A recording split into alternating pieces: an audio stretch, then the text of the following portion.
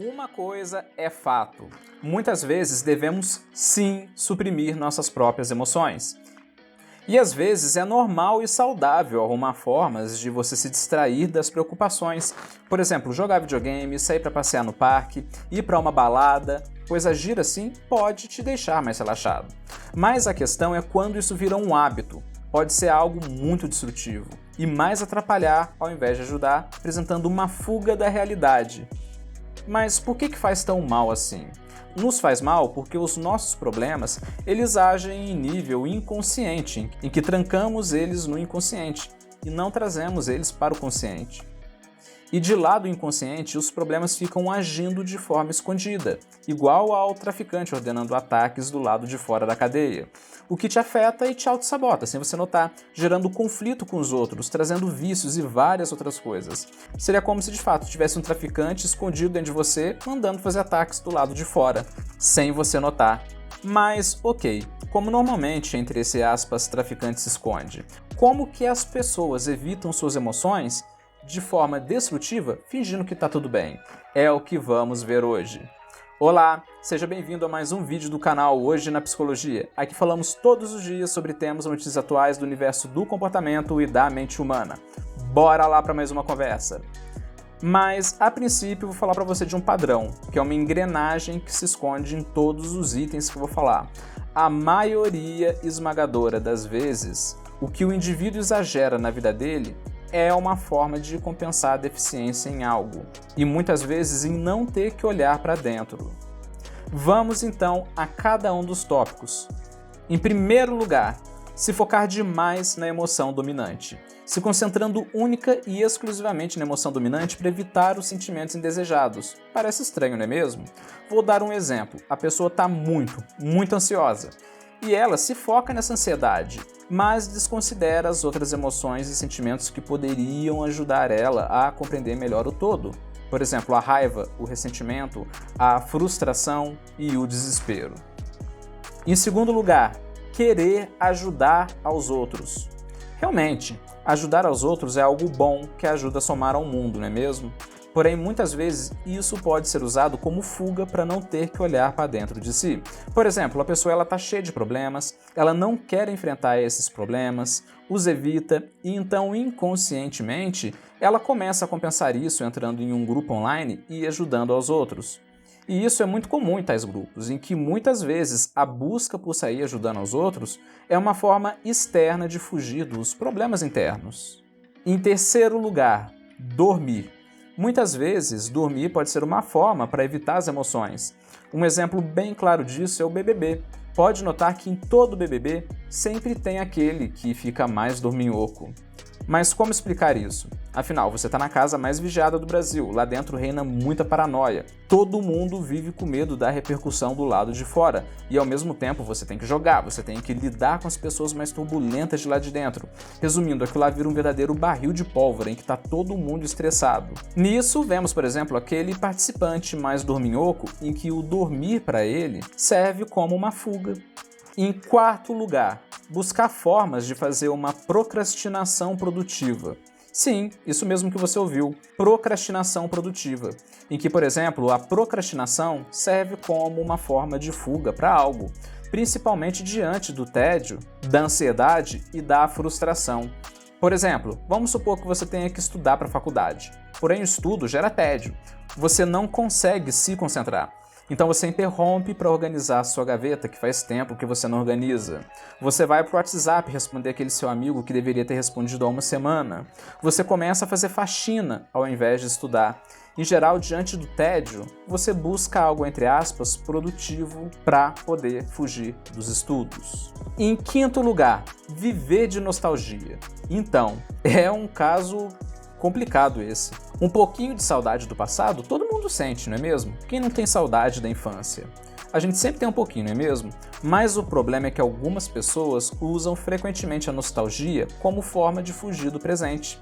Um exemplo perfeito disso é o personagem Bentinho, de Dom Casmurro, livro de Machado de Assis, em que ele, agoniado na fase adulta, ele não queria viver o presente, que por sinal era miserável a vida interior dele, fazendo dele uma pessoa ranheta, surgindo daí o apelido Dom Casmurro, ou seja, aquela pessoa casmurra, aquela pessoa ranheta, aquela pessoa ranzinza. Mas ao invés dele buscar uma solução para a dor existencial dele, ele só ficava olhando para o passado dele em forma de nostalgia, o que para ele era muito destrutivo.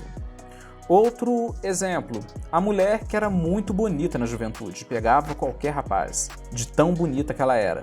Porém agora, na velhice, ela não aceita essa nova condição e vive com nostalgia do passado de ouro dela. Para você ver como que a nostalgia pode funcionar como uma forma de fuga do presente. Em sexto lugar, culpar os outros. Muitas vezes, quando a pessoa quer evitar os próprios sentimentos ou conflitos internos, a forma de fazer isso é achando algum culpado como forma de fuga. Por exemplo, vemos isso com frequência nos cancelamentos virtuais e em movimentos ideológicos, em que, entre aspas, vivem inventando uma caçada às bruxas. Vemos isso em algumas empresas mal geridas, em que o péssimo gerente fica sempre buscando um culpado pela má gestão da empresa. No seu caso, de você que está me assistindo, pode notar que às vezes, sem você perceber, às vezes, por um erro seu, você começa a culpar os outros, por alguns erros seus. Você faz isso para não ter o desconforto de ter que olhar que é falho e ver que por vezes a culpa é sua. Todo mundo tem essa faceta. Afinal, é uma forma de evitar a dor. Inclusive tem um episódio dos Simpsons em que o Homer Simpson fala: "Se a culpa é minha, eu a coloco em quem eu quiser." É o que explica perfeitamente essa questão de culpar os outros. Em sétimo lugar, muito entretenimento online. Sabe aquela pessoa que não consegue ficar um segundo em silêncio, que logo ela arruma uma chupeta tecnológica para se entreter? Pois é, muitas vezes é uma fuga da realidade. Aquela pessoa que está sempre ouvindo podcast, vendo vídeos no YouTube, ouvindo músicas no Spotify, mas que na verdade o que ela está fazendo é fugindo do tédio da vida normal ou fugindo de algo que ela tem que enfrentar, sendo que ela deveria tentar compreender o que se passa ao invés de ficar se entretendo como fuga. Afinal, como diz o ditado, na internet ou você navega ou você naufraga. E quando você tem uma pessoa que não aceita a realidade tal como ela é, e ao mesmo tempo você tem a internet, ela acaba se naufragando, com a internet virando uma verdadeira chupeta tecnológica. Em oitavo lugar, foco exagerado em desenvolvimento pessoal. Convenhamos que realmente se desenvolver pessoalmente é algo muito legal, mas o problema é quando isso vira uma fuga contra a ansiedade. Por exemplo, a pessoa tem uma autoestima tão baixa, mas tão baixa, que ao invés dela buscar formas de trabalhar esse problema de autoestima através do processo terapêutico, ela busca livros e mais livros de autoajuda. Só uma curiosidade, dos 15 livros mais vendidos no Brasil em 2019, nenhum era de ficção, nenhum era de um autor clássico. Dos 15 livros mais vendidos do Brasil, 13 eram de autoajuda. Repito, dos 15 livros mais vendidos no Brasil de 2019, 13 eram de autoajuda. O que ao mesmo tempo a gente pode estar associando ao triste ranking do Brasil, que lidera no ranking mundial de ansiedade, segundo a OMS. Tem alguma coisa errada aí, não tem? Em nono lugar, coisas viciosas. Isso nós já conhecemos muito, mas muito bem. Por exemplo, o alcoolismo, em que muitas vezes as pessoas ficam embriagadas como forma de fugir da realidade, sendo que o problema é que o álcool vicia. E quando vai ver a vida da pessoa, ela está afundada no alcoolismo, virando para ela tanto uma fuga perfeita quanto um vício que é difícil sair depois. E digo mais, nem sempre é uma substância em si. Às vezes, por exemplo, pode ser a pornografia, pode ser a masturbação, o uso das redes sociais, videogames. Em resumo, qualquer coisa que libere endorfinas no cérebro da pessoa. A pessoa ela vai buscar como fuga das emoções. E aquilo que era para descansar e para relaxar, vira uma fuga. E em décimo lugar, por último e não menos importante, aquilo que já conhecemos muito bem, comer. Por exemplo, a pessoa começa a descontar tudo na comida, assaltando a geladeira, beliscando, ao ponto de confundir a ansiedade com fome. E ao invés de ela tentar compreender a ansiedade dela, gerada pela questão emocional, ela acaba cedendo e atacando a geladeira. Bom, então recapitulando tudo que nós conversamos aqui, há muitas formas das pessoas tentarem escapar dos próprios sentimentos. A maioria dessas formas é buscando coisas externas para ocultar problemas internos. Às vezes podem até ser saudáveis as formas, mas o problema é quando vira algo crônico. E agora eu te pergunto, e você? Você utiliza de algumas dessas formas de fugir dos seus problemas? Se sim, então escreve aqui nos comentários. Eu confesso que sim, no meu caso a minha fuga principal é no desenvolvimento pessoal e na busca em ajudar os outros. E você? Escreve aqui nos comentários e curta o vídeo para aumentar o engajamento dele e compartilhe também nas redes sociais, beleza? Falou!